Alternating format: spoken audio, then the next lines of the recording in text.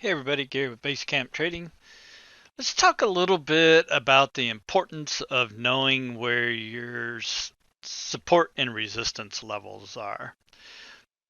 This is our Unirenko chart of gold, and you can see this afternoon we came in right in here, and gold had put in a significant pivot high up here, and then we had this little double bottom right here, and we just started pivoting inside here.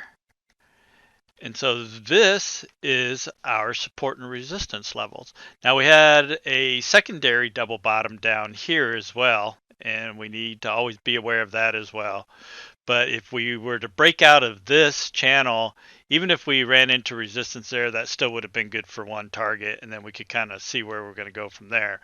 But the main thing is we want to make sure that when we're inside these support and resistance zones like this, that we're not trading.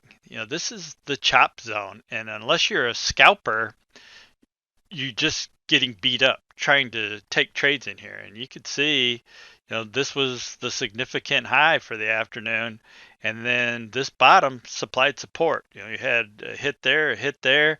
Right at the end of the day, yet another hit that didn't break through. So this is definitely your significant support and resistance levels, and you need to be aware of these when you're trading, because again, if you're trying to trade inside this, you're just getting chopped up and beat up. Let's take a look at crude.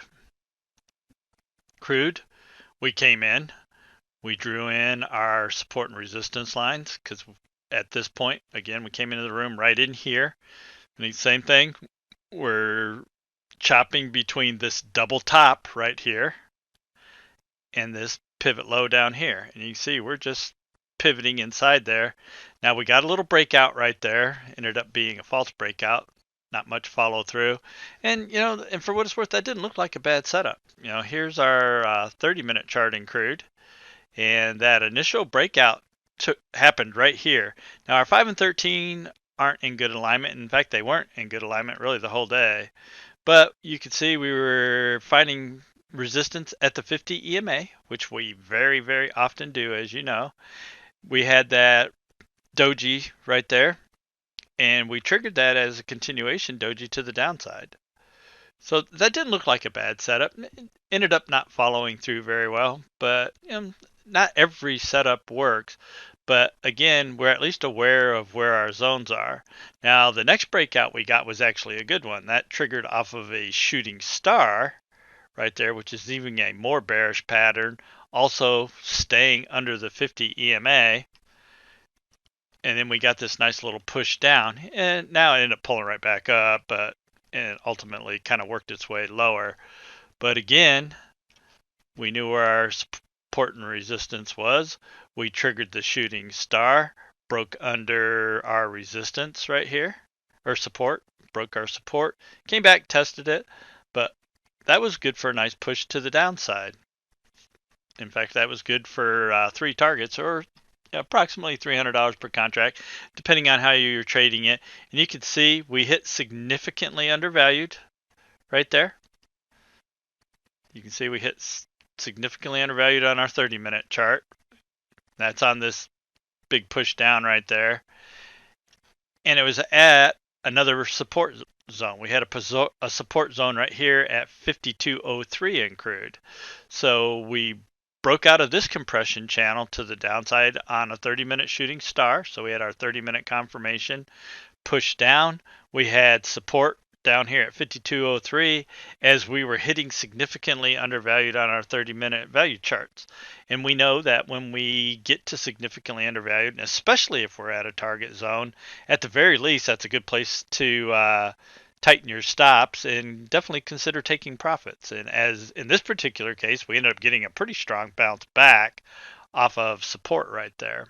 But again, the value of knowing where our support and resistance levels are so that we can make good trading decisions.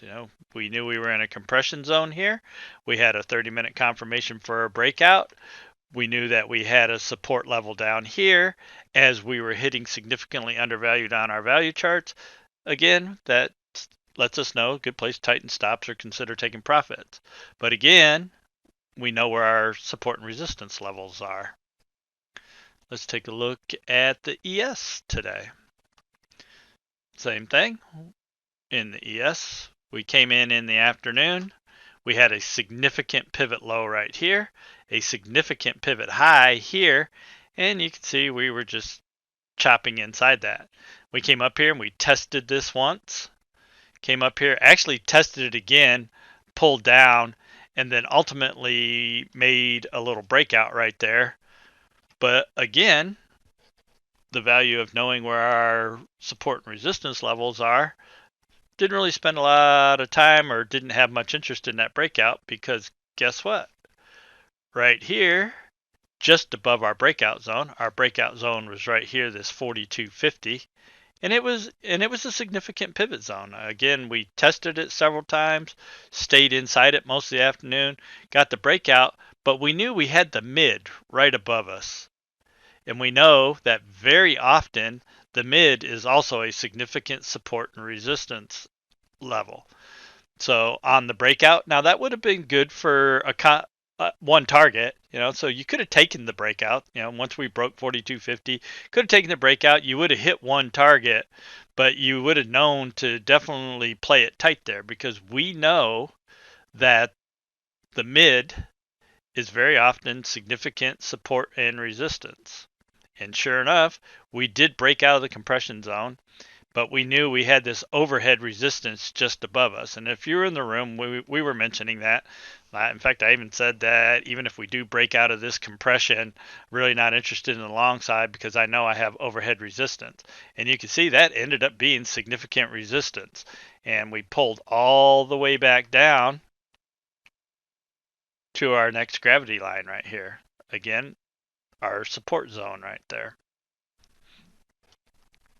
So, it's important to know where your significant support and resistance levels are.